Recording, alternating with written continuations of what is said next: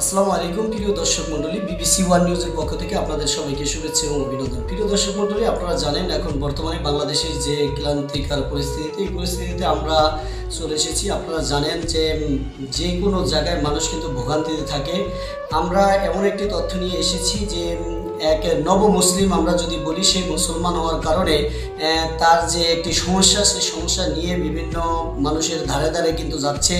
গরিব এবং অসহায় বলে কথা, কিন্তু আজ পর্যন্ত গরিব অসহায়ের কারণে অর্থ না দেওয়ার কারণে কোথায় কিন্তু তিনি তার যে বিচার ব্যবস্থা পাওয়ার কথা, তিনি তার বিচার ব্যবস্থা কোথায় সে সঠিক বিচার পাচ্ছেন না এবং মানুষের পাশে পাশে নিয়মিত যাচ্ছেন এবং একের পর একে তিনি সব জায়গায় ঘোরাঘুরি করছেন, কিন্তু আজও তার বিচার হচ্ছে না। সেই বিচারটা হলো যে তিনি কিন্তু দীর্ঘ 2 বছর আগে তাকে রিয়াজ বিয়ে করার পর রিয়াজে বেশ তার সংসারের 1.5 বছর পর্যন্ত ভালোই চলছিল।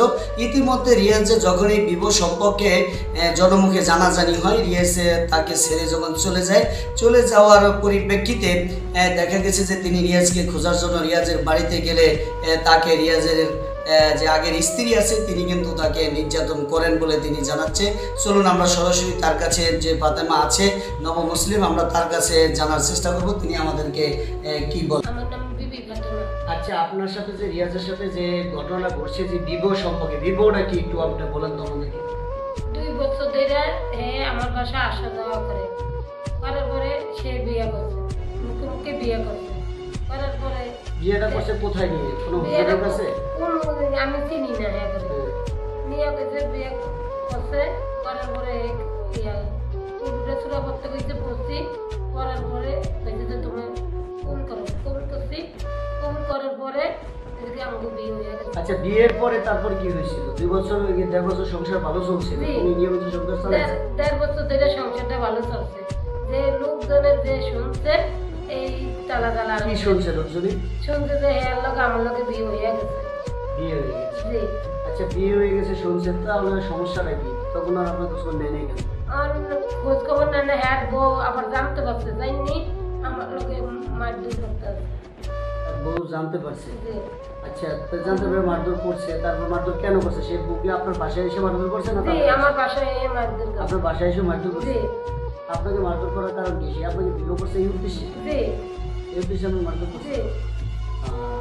আচ্ছা, এখন বর্তমানে পরিস্থিতিটা কি আপনি বলেন? আমি যার দ্বারা যাই কার দ্বারা আমি বিচার করতে আসছি না। এই 2 মাস ধরে আওয়া যাওয়া করতে আসছে না করার বর্তমানে আমি সবে দ্বারে ঘুরি, কিন্তু আমি বিচারটা করতে আসছি না। বিচারটা কেউ আপনার করে না? জি না। আচ্ছা, এই যে রিয়াজ এখন কোথায় আছে জানেন? রিয়াজে কোথায় আছে আমি জানি না। কোথায় আছে তাও জানেন না? সে কি এই যে আপনার ঘটনা ঘটার পরে বা প্রকাশ হওয়ার পরে সে কি এলাকা আছে না এলাকা থেকে পালিয়ে গেছে? এলাকার মধ্যে আছে। এলাকার মধ্যে আছে? জি।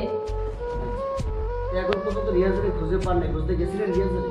হ্যাঁ, খুঁজতে গেছি, হ্যাঁ মারধর করে। হ্যাঁ বড় ভাইরা আছে, ছোট ভাইরা আছে, হ্যাঁ মারধর করে। আমার মারধর করে? করছে একদিন মারধর? হ্যাঁ, কালকে করছে।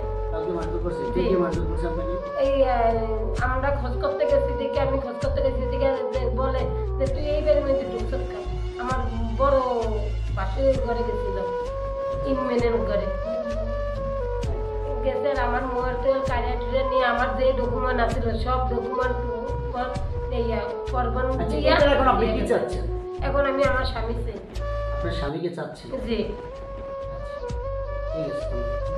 মন্ডলী, আপনারা অবশ্যই জানেন যে ফাতেমার সাথে আমরা কথা বলেছি। তিনি আমাদেরকে যে বিষয়টা জানিয়েছেন যে তিনি দীর্ঘদিন পর্যন্ত, আজকে প্রায় 5-6 মাসে বিভিন্ন বিচারের জন্য বিভিন্নভাবে বিভিন্ন লোকের কাছে যাচ্ছেন এবং বিভিন্ন জায়গায় তিনি যাওয়ার পরেও আজও কিন্তু সেই বিচার